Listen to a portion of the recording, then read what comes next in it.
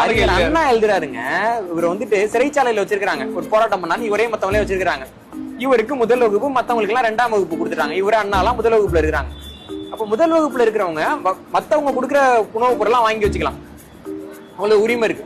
அப்ப எல்லாரும் வந்து ஐயா சாப்பிடாம இருப்பாரு, பிஸ்கட் பாக்கெட் கொண்டு வராங்க, இவரும் வாங்கி வச்சுக்கிறாரு. இவரை வந்து முதல்ல விடுதலை பண்றாங்க, யாரும் ஜாமீன் கொடுத்துட்டாங்க இவருக்கு. ஏன்னா இவரெல்லாம் ஜாமீன் எல்லாம் உடனே வாங்கிடுவாரு. சரி, அதான் உலகம் ஆங்கிலேயர் காலகட்டத்தில இருந்து. மத்தவங்க எல்லாம் இவரை நம்பி வந்தவங்க எல்லாம் சிறையில வந்து சாப்பாட்டுக்கு வைக்கலாம இருக்கிறான். அப்போ வந்து அண்ணா என்ன சொல்றாருன்னா, ஐயா இந்த பிஸ்கட் பாக்கெட் எல்லாம் நம்ம கொடுத்துடலாம் அவங்களுக்கு, நம்ம தான் போறோம்ன்றப்ப பெரியார் என்ன சொல்றாருன்னா, இல்ல இந்த பிஸ்கட் பாக்கெட் நம்ம எடுத்துட்டு போயிடலாம், நல்ல வேலை இருக்கும் போல இருக்கு, இதெல்லாம் இதுக்கு இவனுங்களுக்கு போய் நம்ம கொடுக்கணும்னு பெரியார் கேட்கிறாரு. உடனே அறிஞர் அண்ணா என்ன சொல்றாருன்னா, இல்லங்க அது இருக்கட்டும்னு சொல்லிட்டு நாங்க அவர் கொடுத்துட்டாரு. வெளில வந்தோம்னா ராமசாமி அதை கேள்விப்பட்டு திட்டுறாரு.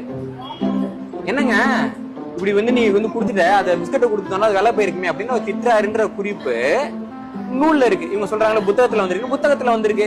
ஒரு பிஸ்கட் பாக்கெட் கூட கொடுக்காத, தனது சொந்த கட்சிக்காரர்களுக்கு பிஸ்கட் பாக்கெட் கொடுக்காத ஒரு நபர். ஈவேர அம்சவினுடைய அந்த சிந்தனை தொகுப்பா வந்து புத்தகம் கொண்டதெல்லாம் ஆணைமுத்தவர். ஆமா, ஈவேர சிந்தனை. அது வந்து நல்லா வெளியணுன்றப்போ ஒரு 1000 ரூபாய் கடன் இருக்கப்போ மணியம்மை வந்துட்டு அதுக்கு வந்துட்டு எழுதி வாங்கிட்டு தான் 1000 ரூபாய் நான் கடனா கொடுத்தேன் எழுதி வாங்கிட்டு தான் கொடுக்குறாரு. அது ஆணைமுத்தவர் புத்தகத்துல வெளியிடுறாங்க.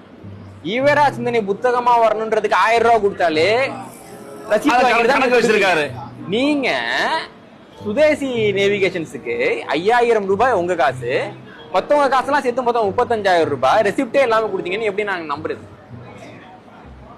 இவ்வளவுதான் கேக்குறோம். இப்ப பகுத்தறிவுன்னா ஆதாரத்தை சொல்றது தானே, அப்ப ஆதாரம் கொண்டு வாங்க, இவ்வளவுதானே கேக்குறோம். நாங்க என்ன அதை அப்படியே நாங்க ஏத்துக்கவே மாட்டோம், மறுப்பு சொல்லலையே, ஆதாரம் கொடுங்கன்னு தான் கேக்குறோம். இருந்தா கொடுங்க, இல்லைன்னா போயின்னு ஒத்துட்டு போயிருங்க, அவ்வளவுதானே.